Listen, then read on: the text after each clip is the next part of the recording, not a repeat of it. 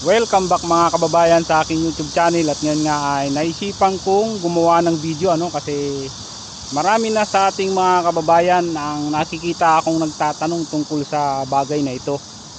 At may mga nagsasabi nga na hindi na raw pwede. At para sa akin kasi ayaw ko kasing manghila ng kababayan natin. Yung may mga pangarap siyempre para sa akin ayaw kong hadlangan yan, kasi sa totoo lang nakikita ko naman na may pag-asa talaga. At yung ibang yung mga tanong nga ng ating mga kababayan yung tungkol sa lung scar. At paano ko nasabi na pwede ang may lung scar dito sa South Korea? Kasi hindi naman ako basta-basta magsasabi ng kung wala naman akong yung wala akong nakikita na katunayan.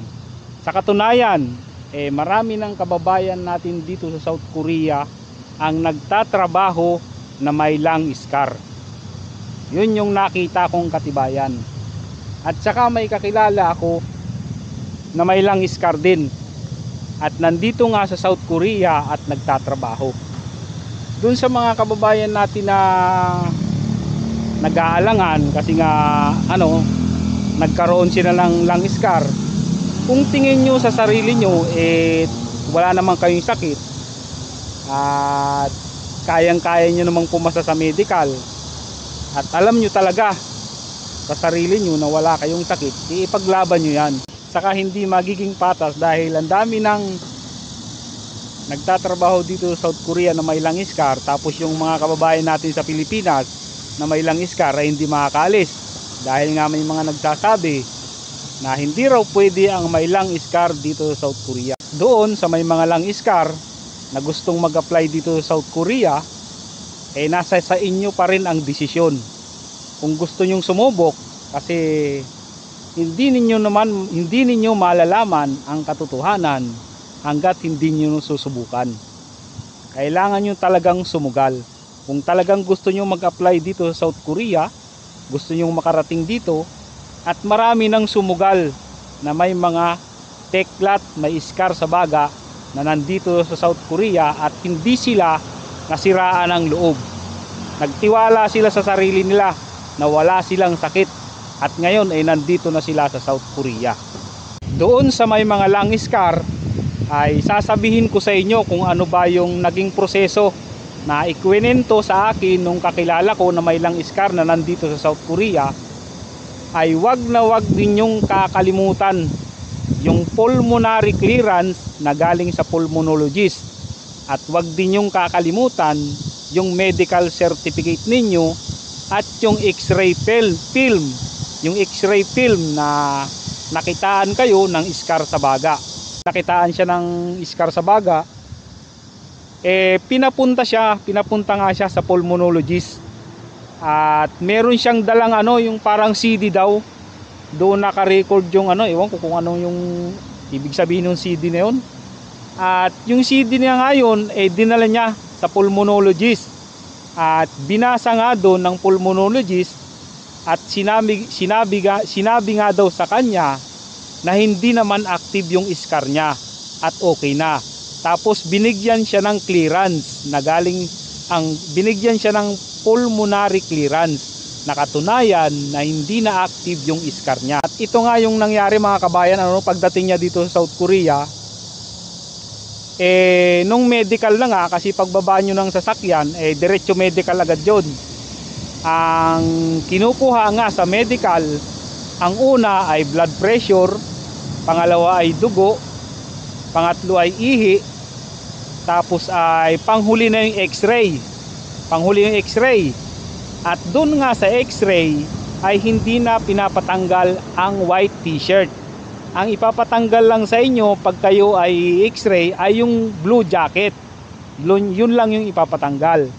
At doon nga nung sa medical na niya, sabi nung kakilala ko dito, nakalimutan niyang sabihin na may na may scar sa baga. Yun nakalimutan niyang sabihin, at nakalimutan din niyang ipakita yung mga katunayan na hindi na active yung scar niya, katulad ng pulmonary clearance. Pero wala naman daw sa kanyang hiningi. at wala ring sinabi sa kanya na may scar siya sa baga. Hanggang sa natapos yung 3 days na training dito sa South Korea, wala naman daw sa kanyang sinabi. At doon sa mga natatakot, yung may mga lang scar na, at natatakot nga sila kasi nga ang iniisip nila baka pagdating dito sa South Korea, sa medical dito magkaroon ng problema. Huwag kayong matakot mga kababayan. Basta't clear yan, galing kayo sa Pilipinas, galing na kayo sa pulmonologist, at may katibayan kayo na hindi na active ang scar ninyo, ay huwag kayong matakot. Dahil maganda ang medical dito sa South Korea. At huwag na huwag kayong mamemeke ng medical.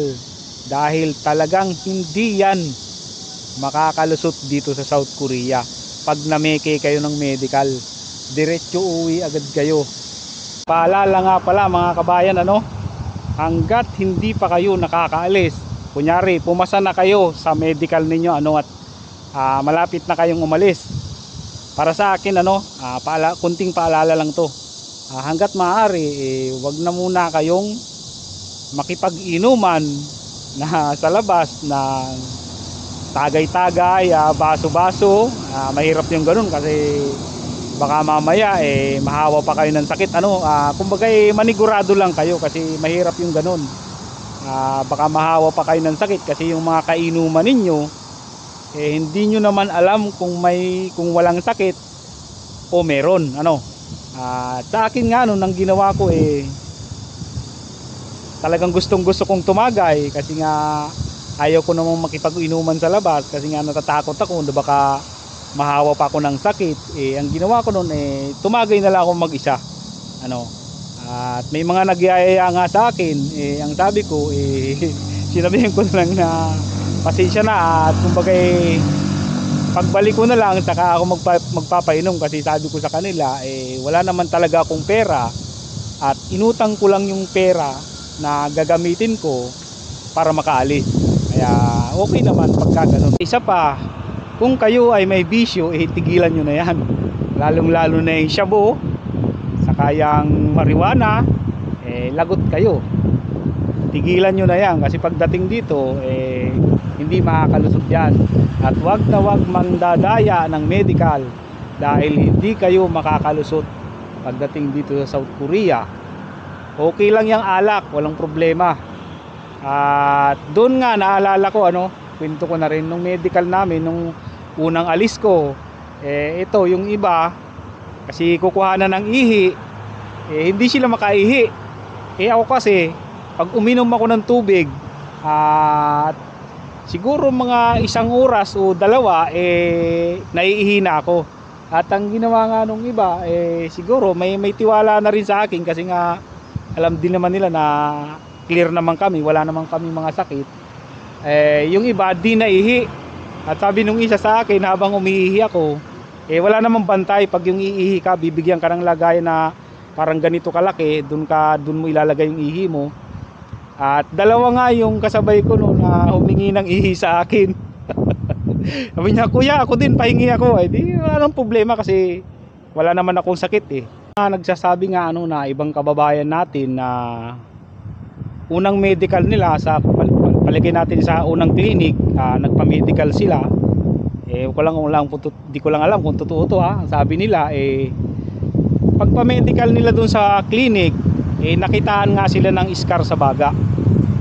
Tapos alam naman nila sa sarili nila na wala silang scar sa baga. Ang ginawa nila ay nagpa-second opinion sila sa ibang clinic. At yun nga, pagdating sa ibang clinic wala naman daw scar sa baga. Yan ang mahirap sa atin, sumasablay talaga. Di natin alam kung namimera nga lang ba talaga o talagang sumablay. Kasi dito sa South Korea mas maganda dito sigurado talaga hindi ka mag-aalala kasi kung alam mo sa sarili mo na hindi active yung scar mo sa baga, hindi ka mag-aalala kasi ang medical dito siguradong resulta at hindi ka dapat kabahan. At doon sa mga kababayan natin na may scar sa baga, nasa sa inyo pa rin ang huling desisyon. Kayo pa rin ang masusunod kung gusto nyo bang ipagpatuloy pa ang pag-aaral ng Korean language para makapunta dito sa South Korea. Kayo pa rin ang masusunod. Kung gusto nyong sumugal at gusto nyo talagang makarating dito, walang imposible pag ginusto. Kung alam nyo sa sarili ninyo na wala kayong sakit, tandaan ninyo, ang medical dito sa South Korea ay hindi dapat katakutan. At yan lang muna sa ngayon mga kabayan. Maraming salamat sa panonood at sana may natutunan kayo sa video ko ngayon. At magkita-kita ulit tayo sa susunod ko na upload ng video. Bye bye!